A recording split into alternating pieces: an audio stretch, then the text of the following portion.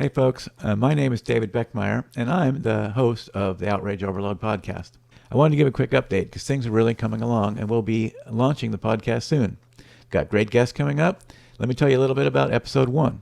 There was a paper published in Science Magazine in 2020 about political polarization in America. There have been a lot of papers published on that topic. This one was special because it was a collaboration of top scientists and researchers across several disciplines. When I first discovered the paper, it became sort of a fundamental document for the podcast. And I knew I had to have somebody from that paper, a scientist, one of those scientists that worked on that paper, on the show. And we were so lucky to get Peter Ditto, a leading scholar and one of the authors of the paper. He received his PhD from Princeton University and is professor psychological science at University of California, Irvine. Well, thanks for having me. And so the thing to know about that paper, it was a conference of sort of lots of scientists, political scientists, psychologists, economists, communication people.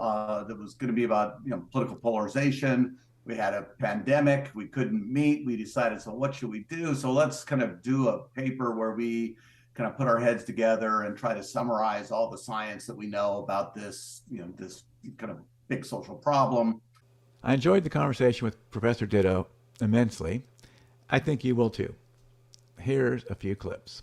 It's like this fight in this civil religion, right? Where each side feels like they have the founders' goals in mind, and they really wanted this, they really wanted that. And and if you don't believe that, you're wrong. And if you start to talk about agreeing with the other side, well, you're an apostate.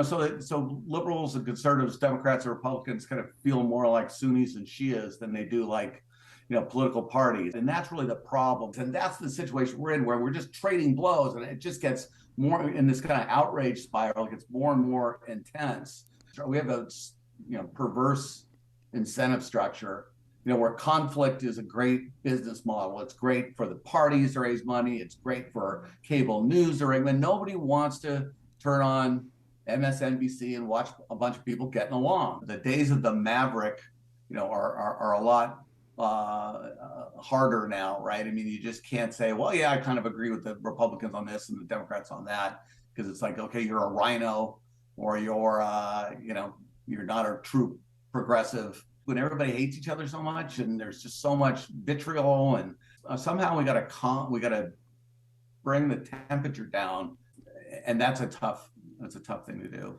The stories we tell, if we really believe the other side is evil, that we should not be surprised something like January 6th happened, and we should sort of not be surprised maybe to see future violence. It's gonna flare up again. It's the seething sort of dislike for each other. It is there under the surface, even when it's not. I think our politicians are really failing us. That's really problematic. I mean, there's people who are not stepping up, people who are really weaponizing political sectarianism, kind of using this as a tool to separate people and gain power.